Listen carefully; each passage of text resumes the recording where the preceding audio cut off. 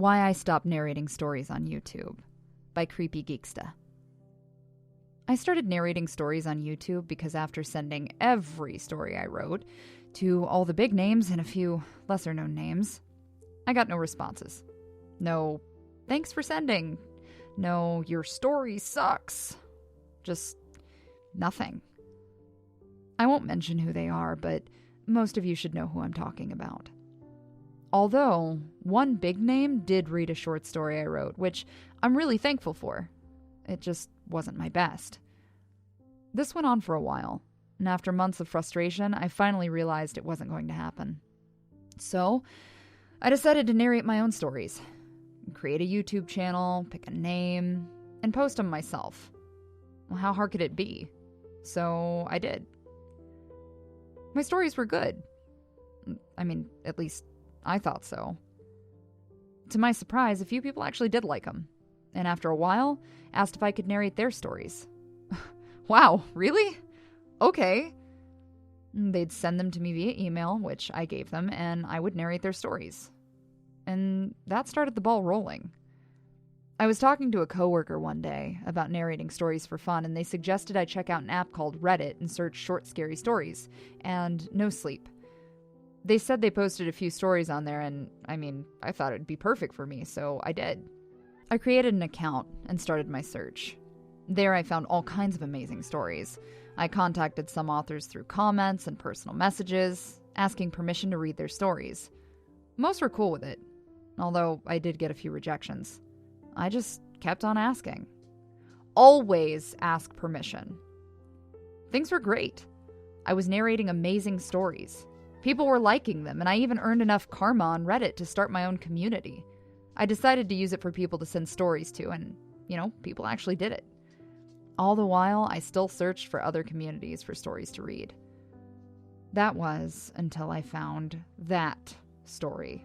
I should have known by their username that it wasn't a good idea. I'm not going to mention the name of it because it still sends chills up my spine just thinking about it. To be honest, I'm shaking as I write this. It was about 1 a.m., insomnia set in, and I was sitting at my dining room table searching Reddit when I found that story, and it just blew me away. It had it all. Drama, suspense, emotion, everything. I contacted the author through personal message asking permission, except for some reason I signed it using my real name and not my stage name. Big mistake. I realized what I did, but it was too late. I'd already sent it. Anyway, mere seconds went by, and I received a reply. Yes, I've been waiting for this. Thinking they'd been waiting for someone to read one of their stories, just like I was, I replied, thank you, and planned to go on with my night. Until I received my own personal message from the author. Hi, my name's Susan. Want to talk? I figured, what the hell, I'm not doing anything else, so how could it hurt? So I sent back, sure. After about a 30-minute conversation, I found out 1, the author was female, 2, we both like Stephen King, 3, we both love horror stories, and 4, we both live in the US and only a few states away. I started getting tired, so I let her know, and we ended up with finishing the conversation, both saying goodnight. I was lying in bed, almost asleep, when I got a message from her saying, I'm glad to have someone like you to talk to. I miss that. And I shrugged it off and went to sleep.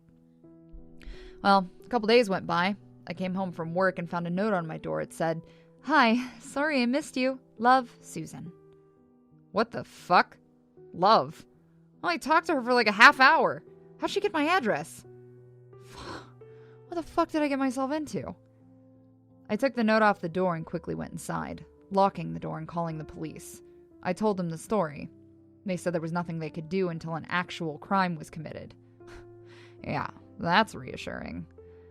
I hung up from them and tried to do my normal routine. Make coffee, get changed, drink coffee, and so on. I just couldn't get that note out of my head.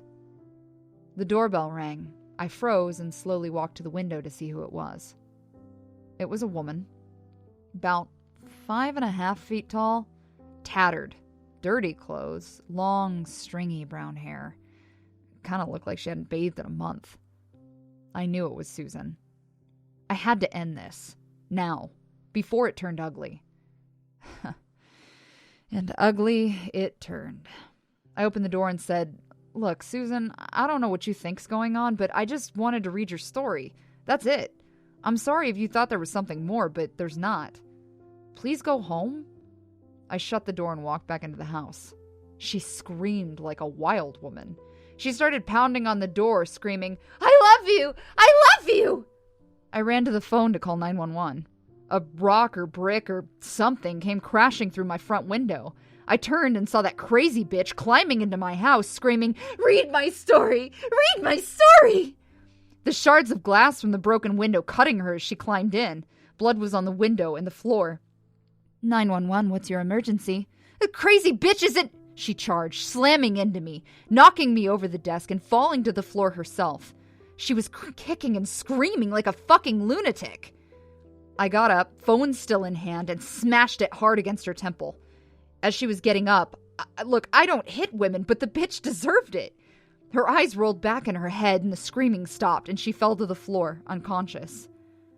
I heard sirens outside. I guess the 911 operator heard it all. The cops came, took my statement. They made me stay outside while the paramedics tended to Susan, if that was even her real name. The cops put her in cuffs and the paramedics took her to the ambulance. On her way out, she looked at me and laughingly said, "I'll be waiting." They put her inside and then left. The cops finished up and did the same. I was left with a fucked up door, a broken window, blood all over the place, and a broken desk with a broken phone. All of this over a fucking story. I'm done. I moved out that night. I left all my stuff behind, slept in the car till payday, and then rented a room off a coworker. And I never narrated another story ever again. So if any of my subs are reading this, and you wondered whatever happened to me, now you know why I stopped narrating stories on YouTube. Thank you very much. This was Autumn Ivy. I hope you enjoyed another Bone Collector Presents, and make sure you take care of yourself. Be well, be strong.